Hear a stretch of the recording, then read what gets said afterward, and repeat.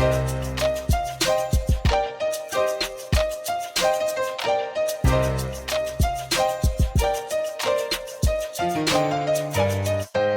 now tuned in to the Young Entrepreneurs Podcast.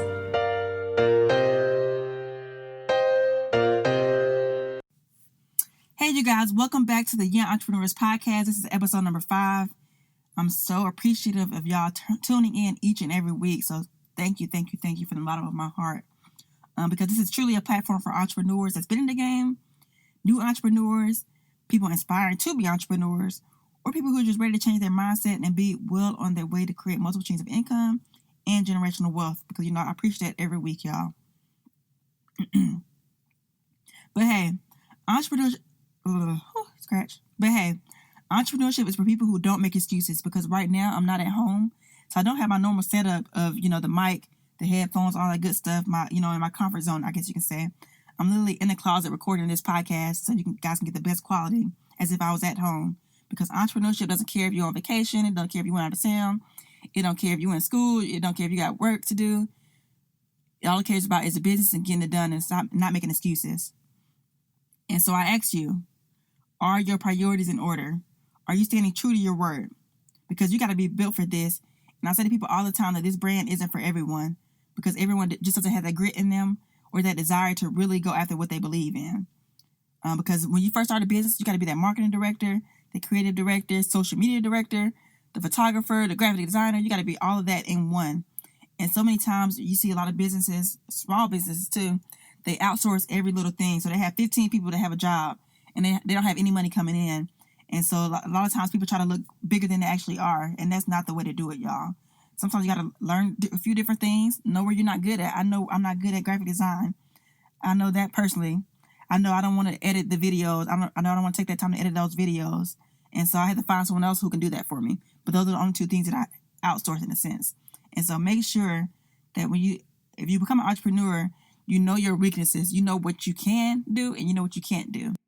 Because the thing with entrepreneurship is that it's a risk, y'all. But it's more riskier not to take a risk than it is to take a risk. Think about it. Generation after generation, in your family, my family, and a lot of Black families, we have been doing the same thing, getting the same results each and every time. So let's switch up the narrative, y'all, and start owning our own businesses. Let's create multiple streams of income. And most importantly, let's educate ourselves, our family, our friends, and even our kids about the new approach to life. Because I was reading a book, and I forgot the name of the book, but it said the basic nature of human beings is to avoid painful or unpleasant experiences whenever possible. Again, the basic nature of human beings is to avoid painful or unpleasant experiences whenever possible. And I believe this is so true with entrepreneurship, because entrepreneurship is the world of the unknown. There are so many variables that go into starting your business, having money for your business, and maintaining your business. But the thing is, y'all, we just got to get up, get started, and stop thinking about all the things that could go wrong when starting a business. And so, y'all, most importantly, we need to do it the right way, the legal way. There's so many people out here who have unlegit businesses, or not legit, whatever you want to call it. They don't have a business that's legit.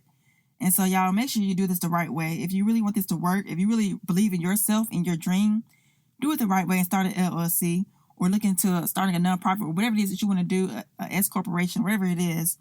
Look into starting it the right way, the legal way. Go through your Secretary of State and get the thing taken care of the right way. And speaking of that, if you're interested in starting an LLC, check out that last episode, number 4. And I talked about the step-by-step process of starting an LLC. So make sure you go check that out. So stay tuned, y'all, because next week I have something even better for you. I'm super excited about this particular project. I have about a month off of school, me not doing any school work, so I'll get my master's degree. And so I have some time to go even harder than I have been since the relaunch of the brand.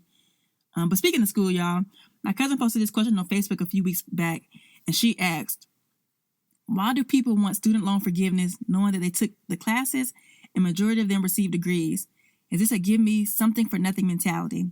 Again, why do people want student loan forgiveness knowing that they took the classes and the majority of them received degrees? Is this a give me something for nothing mentality? And my thoughts on that are pretty simple. We've been conditioned to believe that hard work pays off. We've been ingrained with that perception since birth almost. From the trophies that we get, everyone gets a trophy, everyone did good. Or, oh, because you did this, you get this. So with that being said, we've been conditioned to believe that hard work pays off. But in the case of going to college and getting a degree, most people assume that they're automatically going to a high-paying job and they receive that payoff of having a degree because they put their hard work in. And this, too, is another story in itself, because just because you get a degree doesn't mean you'll take your cap and gown off and walk right into a 90K job, you know? So just how uncertain that is the same uncertainty of owning a business.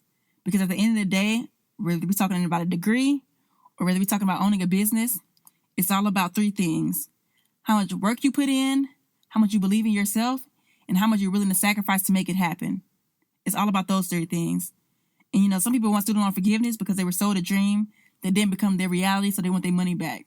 So just remember, y'all, when going into entrepreneurship, make sure your mind is made up and you're doing what you want to do. Not because society told you, but because you want to do it.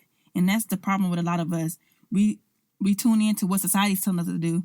Oh, you should do this. You should have this by 27. You should have this by 30. You should be this at 35. And y'all, you got to cut all that time frame, all that time limit stuff out and just go with the flow of your life and truly enjoy the journey, because the journey is what's going to be more memorable than actually getting to where you want to get to. Because there's going to be some days that you look back and be like, hey, you remember when we was doing this for the business, or remember when we was doing this, or we didn't have this, or we was eating noodles for the week because we had to go pay this bill.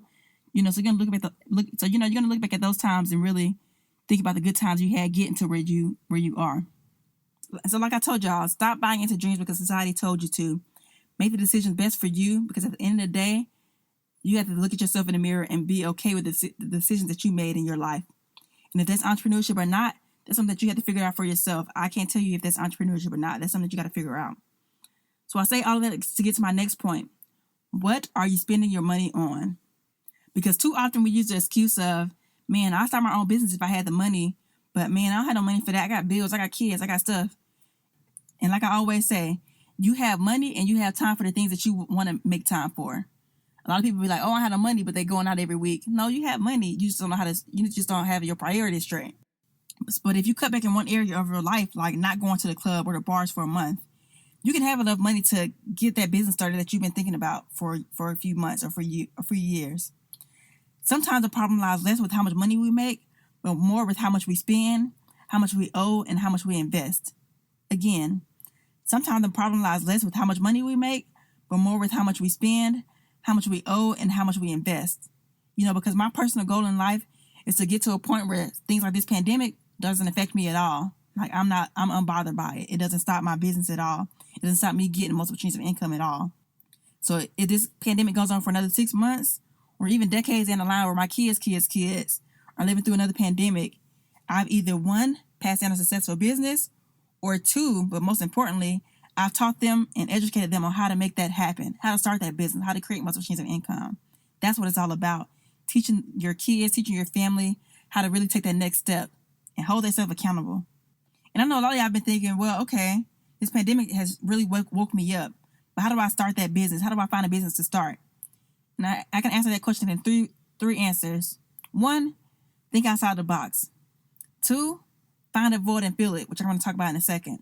And 3, my personal favorite, is find what makes you happy, what's your passion, and do it because you love it, not because it's going to make you some money. So those are my 3 answers to that question. And so now when I talk about find a void and fill it, of course, we all know there's, hundreds of businesses going into bankrupt or going out of business because of this pandemic. But I'm going to talk about 2 of them. The first one is Gold's Gym. They're closing down about 700 something stores. So my personal trainers, this is your time to shine.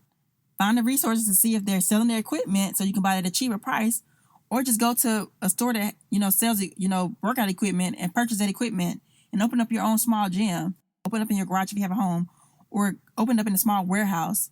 Your overhead is going to be super low. And now you have something that these bigger gyms didn't have. You have that personable experience. You have that personal experience with your customers, which a lot of people, big gyms, don't have. And the second company I saw was Hertz Rental Company, the car company, where you rent cars at.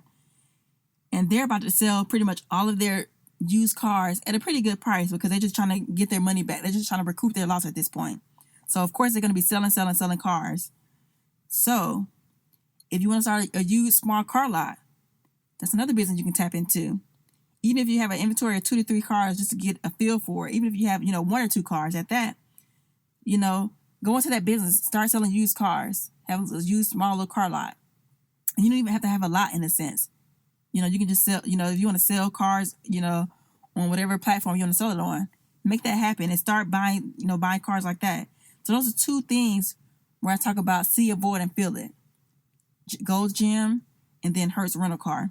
You know, so don't make this rocket science. If you need investors, another thing you can do is create a pitch deck. So go to Google, YouTube, type in what is a pitch deck, how to create one. There are going to be thousands of things that pop up on how to create a pitch deck. And then create a 30-second elevator speech. So go to Google, look up that as well. Do your research, y'all. I give you guys a lot of information, but I want you to do your research as well. So like I said, create a pitch deck and create a 30-second elevator speech if you need investors to help fund your business. And another good thing, y'all, watch Shark Tank. Listen to the show in your spare time. So if you're driving, instead of listening to your music, listen to the Shark Tank show and see how they're pitching their business to these investors and take what they're using and use it for your business. You know, it's not rocket science, like I said, y'all.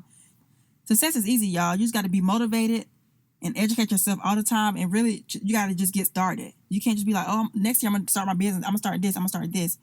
You can't wait for the perfect time because perfect time doesn't exist.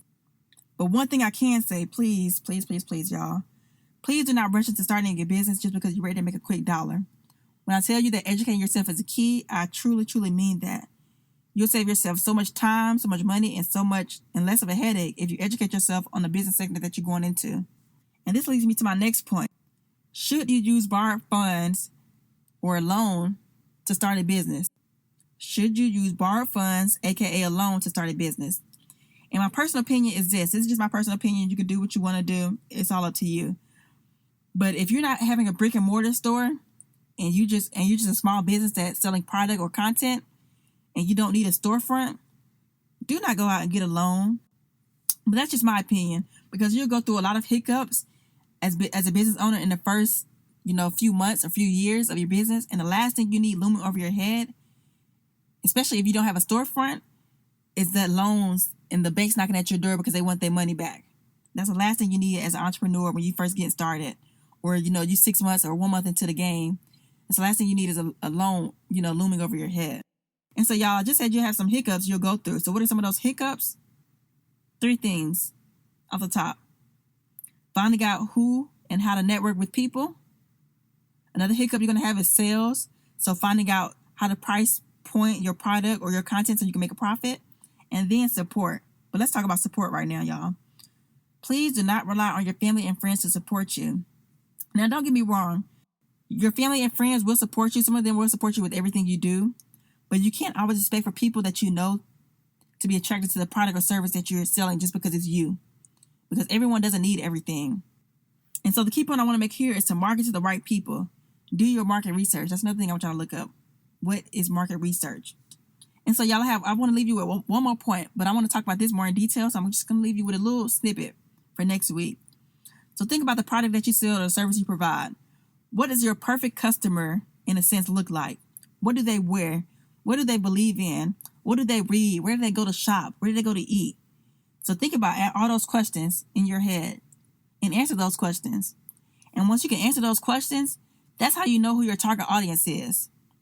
And so, like I said, y'all, I'm going to leave it at that today because I want to talk about that into more detail. I want to talk about market research. I want to talk about target audience, sponsorships, and a few more of those like-minded topics next week. But before I go, y'all, I have a special announcement for you guys. In the first episode, I told y'all about how the brand sells t-shirts. And these t-shirts were going to be $14.99 each, a.k.a. hella reasonable. So you ain't got no excuses. But anyways, the reason we sell these t-shirts is because we want to create a culture of entrepreneurs who believe in what we believe in. And when you wear our shirt, it speaks to who you are as a person and what you believe in.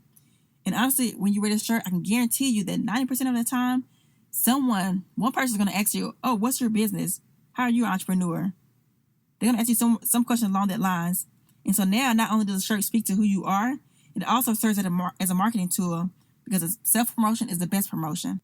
And, so this is where you let your shirt do the talking because it has something to say. So with that being said, y'all, check us out online at www.tyebrand.com and check out what we have to offer you guys. Like I said, self-promotion is best promotion. And when you wear these shirts, it speaks to who you truly are and what you believe in. Because there are a lot of brands I see out there, and I'm like, oh, that's a nice shirt, but that's not something I believe in. I don't believe in that, so I can't wear that. That's not my image. And so that's why I believe that these shirts are something so key to entrepreneurs. It speaks to who people really are. Like I said, follow us on Instagram at youngentrepreneursbrand.com. Check us out online at tyubrand.com. And I'll see y'all next week. Thank you for tuning in to another episode of the Young Entrepreneurs Podcast.